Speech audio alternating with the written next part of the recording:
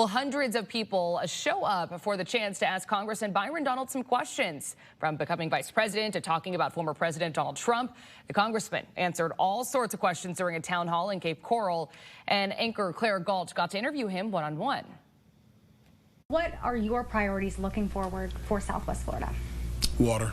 Water, more water. That part's never really changed. We consistently do that, and then of course, if it's possible, and I do think it's possible, to get the disaster recovery tax situation resolved, that'll be a major win for people in Southwest Florida.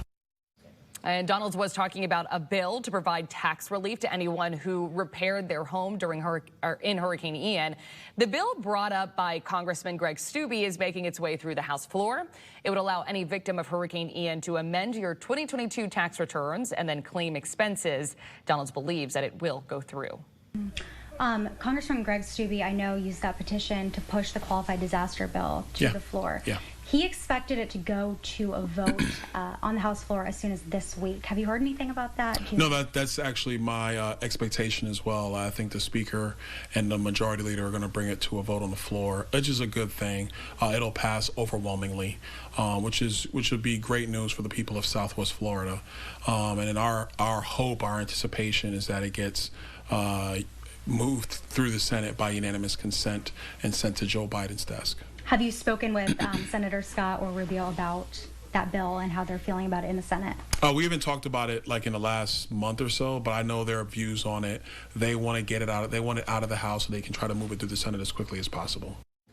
So the other issue that Claire asked about, whether or not you will keep that 25% discount on flood insurance. Do you know if FEMA's taken a look at the documents? I may be wrong, but I think almost all of the areas have submitted them by this point, they told us. They're looking through those documents. Our municipalities, to their credit, are working very closely with FEMA. And what we're doing in my office is really just observing that conduit of information, chiming in when we think it's appropriate to chime in, and hopefully we just get to a good resolution here. And just a reminder, FEMA threatened to take away that discount on your flood insurance because of unpermitted work after Hurricane Ian. Bonita Springs and Cape Coral have already submitted their information to try and reverse that decision.